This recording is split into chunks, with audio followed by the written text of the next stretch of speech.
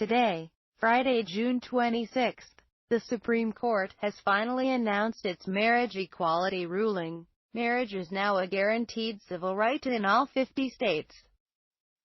This landmark ruling establishes that the 14th Amendment, which guarantees all U.S.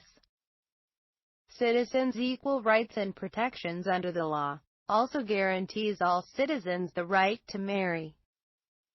States will now be legally required to issue marriage to all couples, regardless of their sexual orientation or gender identity.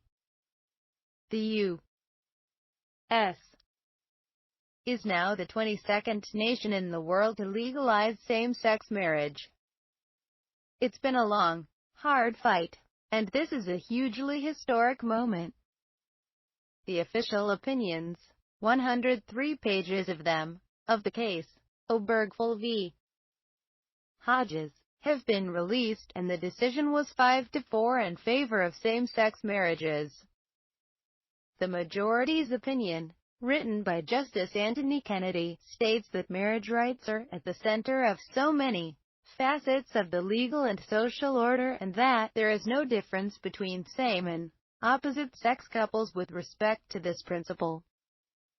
He also said that their exclusion from the institution denies same-sex couples the constellation of benefits that are linked with marriage in our country.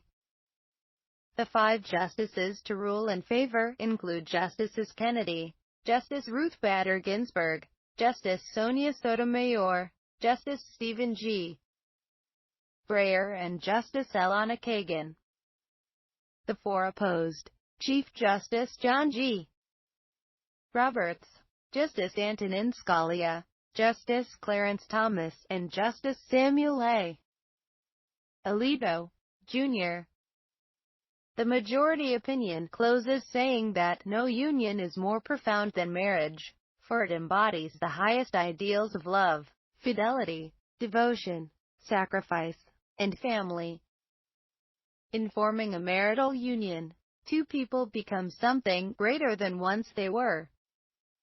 As some of the petitioners in these cases demonstrate, marriage embodies a love that may endure even past death. It would misunderstand these men and women to say they disrespect the idea of marriage. Their plea is that they do respect it so deeply that they seek to find its fulfillment for themselves. Their hope is not to be condemned to live in loneliness, excluded from one of civilization's oldest institutions. They ask for equal dignity in the eyes of the law. The Constitution grants them that right.